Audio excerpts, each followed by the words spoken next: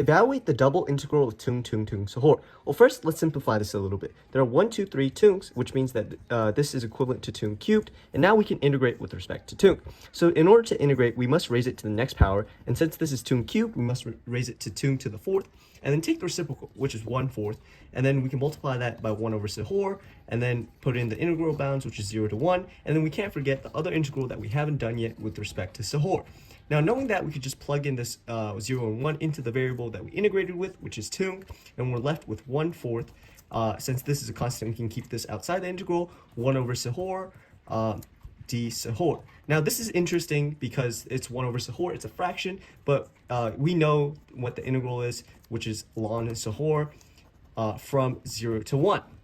Now, that being said, you might notice that we end up with 1/4 plus 1/4 infinity.